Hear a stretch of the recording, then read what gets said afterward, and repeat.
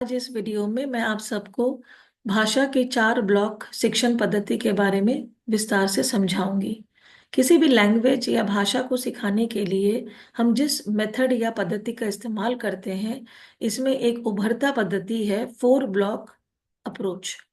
इस 4 block approach के अंतर्गत ये बताया जा रहा है कि बच्चे को भाषा सिखाने के लिए भाषा के जो कंपोनेंट्स है या भाषा के जो अलग अलग घटक हैं, उन पर एक साथ कार्य करने की जरूरत है। अलग अलग चीजें जो हम सिखाते हैं वो हमें इस तरह से 4 के समूह में करके लेसन प्लान बनाना चाहिए, पाठ योजना, और बच्चों को सिखाना चाहिए। एक घटक यहाँ जैसे हमने देखा मौखिक भाषा विकास, तो दूसरी ओर है शब्द पहचान, और फिर पढ़ना। पढ़ने के साथ एक स्लोगन हमेशा याद रखना है कि पढ़ना है समझना। सिर्फ किसी वाक्य को पढ़कर सुना देना ही पढ़ना नहीं होता है। उन्हें पढ़कर सुनाना और उसे समझना, खुद से पढ़ना हो तो स्वतंत्र पठन करना, किसी के साथ पढ़ना हो तो साझा पठन करना, और किसी के मार्गदर्शन में पढ़ना हो तो मार्गदर्शित पठन करना। ये सब बिंदुओं को भी हम विस्तार से इस सेशन में समझेंगे एज ए टीचर। और ठीक जैसे पढ़ना के बारे में मैंने बोला, रीडिंग रीडिंग के साथ ही उनको राइटिंग पर भी लाना होता है। अगर राइटिंग में आपने उन्हें कुछ लिखने के लिए कहा तो आपने मॉडल राइटिंग की। यदि आपने कुछ चीजें डिस्कस करते हुए बच्चों से पूछकर लिखना चाहा तो वो शेयर्ड राइटिंग है, जिसे हम कहते हैं साझा लेखन। यदि आपने कम से कम हेल्प करते हुए बच्चे से खुद लिखने के लिए कहा तो अगली जो कड़ी होती है वो होता है गाइडेड राइटिंग या मार्गदर्शित राइटिंग।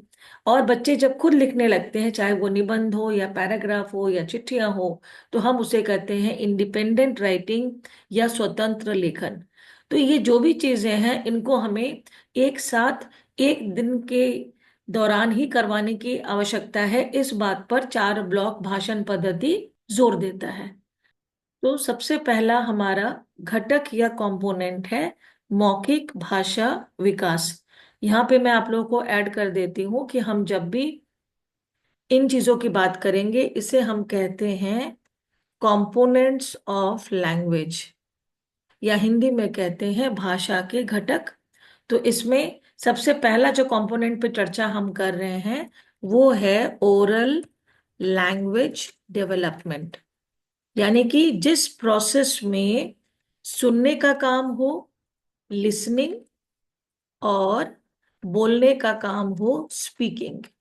पहले के समय में हम इतने सारे घटक के बारे में बात नहीं करके सिर्फ 4 चीजों के बारे में बात करते थे। ये जानकारी आपको होनी चाहिए: लिसनिंग, स्पीकिंग, रीडिंग, राइटिंग, और जिसका हिंदी है सुनना, बोलना, पढ़ना और लिखना। और इसे हम लोग शॉर्ट फॉर्म में याद रखते हैं सुबोपली।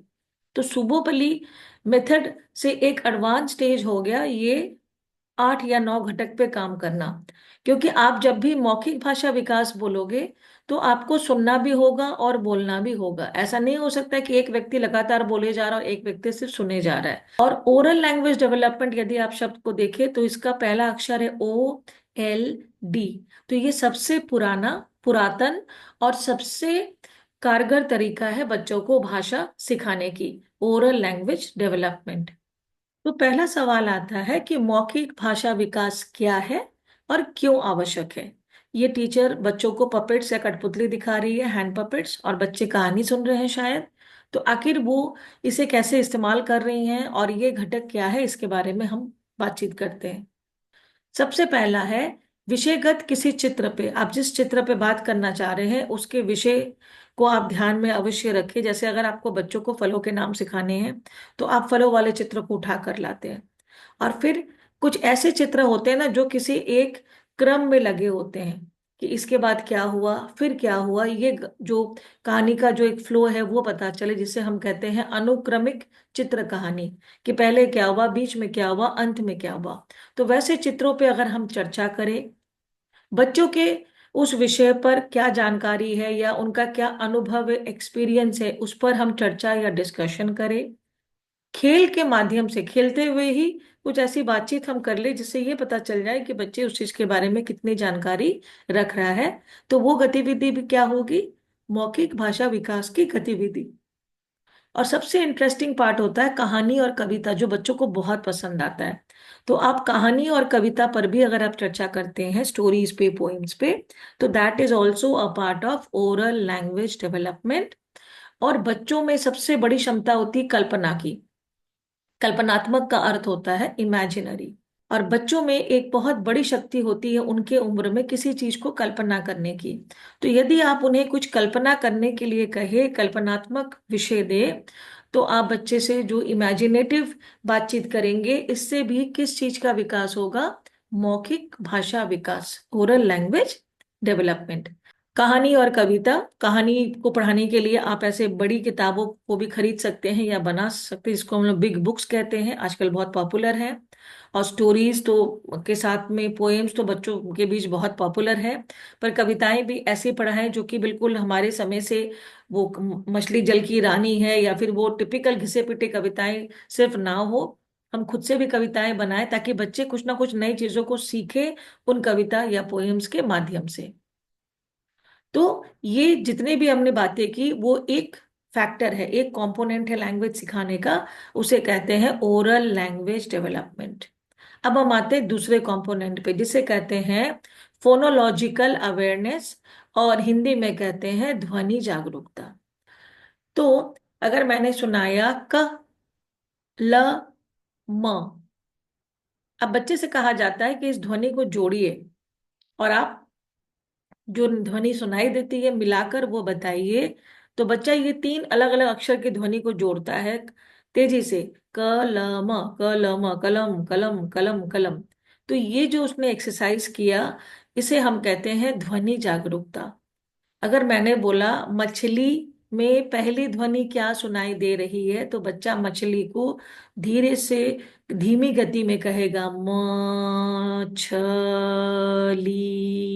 और उसे आएगा कि सबसे पहले मैंने क्या बोला, म। तो ये जो प्रोसेस है, इसे कहते हैं ध्वनि की जागरूकता होना। बच्चे अक्षरों को सुनकर उसकी ध्वनि को पहचान सके। तो ध्वनि जागरूकता यानी ध्वनियों को पहचानना, साउंड्स को पहचानना, और ध्वनियों के आपस में मिलने से होने वाले बदलाव को समझ पाना। जैसे मैंने जब तीन ध्वनि कहा, म, छ, ली, बच्चे इसे ताली के साथ भी करते हैं। एक एक ध्वनि को सिलेबल हम कह सकते हैं। तो म, छ, ली, ये तीन ध्वनि को उन्होंने पहचान लिया। अब इसमें हम क्या करते हैं, मिलाकर कहते हैं मछली। एक साथ मिलाकर हमने क्या बोला, मछली। तो ये जो प्रोसेस एक्टिविटी की है, इसे कहते हैं फोनोलॉजिकल अवेयरनेस या ध्वनि जागरूकता। तो ध्वनि जागरूकता के लिए प्रमुख गतिविधियां क्या करवानी चाहिए बच्चों को? सबसे पहले शब्दों के फर्स्ट साउंड या प्रथम ध्वनि की पहचान करवाइए। इसके लिए आप बच्चों के पास कोई भी जो प्रिंटेड सामग्री है वो यूज करवाइए। और वन सिखाते वक्त में कोशिश कीजिएगा संयुक्ताक्षर या आधे अक्षर बच्चों के सामने प्रयोग न करें। और सबसे जरूरी है कि आप इस गतिविधि में ध्वनियों को साफ साफ और सही सही बोले।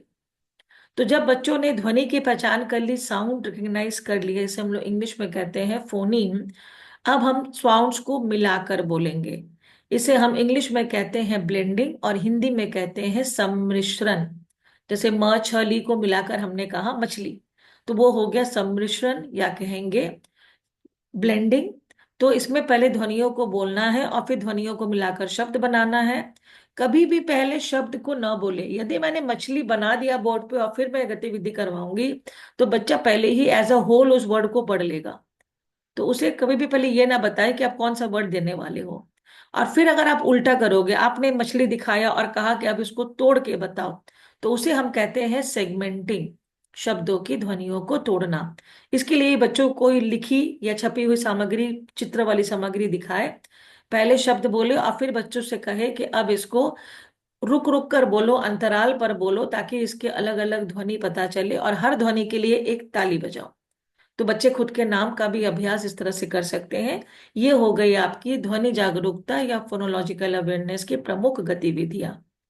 अब आपने जब अक्षरों की पहचान बच्चे को मौखिक रूप से देख कर करवा दी है, अब बच्चे को कहीं ना कहीं उसके अक्षर के साथ भी उसे जोड़कर समझना होगा कि अगर प्रिंट में ब लिखा है तो वो कैसा दिखता है, ताकि बच्चा म लिखते ही म बोले, छ लिखते ही छ बोले।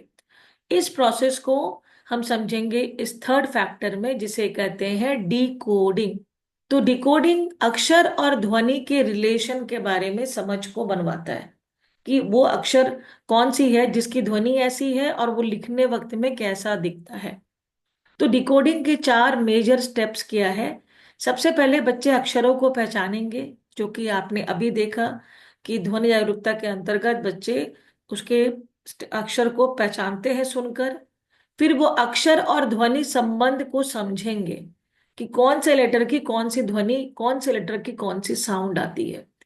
फिर वो उन साउंड्स को जोड़कर शब्दों को बनाना सीखेंगे, और फिर उचित उच्चारण प्रोनाउंसिएशन के साथ उसको बोलने में सक्षम होंगे। ये चार चीज मिलाकर होता है डिकोडिंग। डिकोडिंग के माध्यम से बच्चे अंत में धारा प्रवाह फ्लुएंटली किसी लिखित सामग्री को पढ़ते हैं, और इससे बच्चे अपरिचित शब्दों को भी आसानी से पढ़ना सीख पाते हैं। जैसे इस चित्र में देखिए मैंने क्या किया है, मात्रा वाले कुछ फ्लैश कार्ड रख दिए हैं दरी पे। अब बच्चों से मैंने कहा कि आप इनको कॉम्बिनेशन करके, मिक्स करके आप शब्द बनाओ। तो जितने भी शब्द आपको इस पेपर पे दिख रहे हैं, ये बच्चों ने इस पर उन्हीं को मिला जुला कर मिक्स करके बनाया है। इससे अधिक कार्ड्स थे, वो दिख नहीं रहे हैं तस्वीर में। कुछ शब्द वैसे बने जिसका कोई अर्थ नहीं था, कुछ शब्द वैसे बने इसकी स्पेलिंग गलत थी, पर कुछ शब्द वैसे भी बने जो बिल्कुल सही थी। तो डिकोडिंग में बच्चे को इतनी आजादी देनी चाहिए कि वो बिना शब्द वाले भी बनाए, बिकॉज उनको बेसिकली लेटर और साउंड में क्या कनेक्शन है वो जानने की जरूरत होती है। तो डिकोडिंग की गतिविधियां ऐसी भी हो सकती है, लगातार आप जब एक अक्षर को ट्रेस करके लिखने बोलते हो ना, तो आप उसमें क्या करवा रहे हो, लैंग्वेज में डिकोडिंग करवा रहे हो। यदि आपने ध्वनियों को मिक्स कर दिया है, लेटर्स को मिक्स कर दिया है स्क्रैम्बल्ड, और फिर आप उसे सजा के लिखने के लिए बोलते हो, ये भी एक्टिविटी किसकी है, डिकोडिंग की। यदि आपने एक पिक्चर दिया है, उसके नीचे तीन अक्षर डाल दिए हैं, और कहते हैं कि इस ये किस अक्षर से शुरू होता है, किस ध्वनि से, उसको घेरो। तो जब तक बच्चा घर नहीं जानेगा जागरूकता के अनुसार, और वो घ नहीं पहचानेगा, वो उसे घेर नहीं सकता है।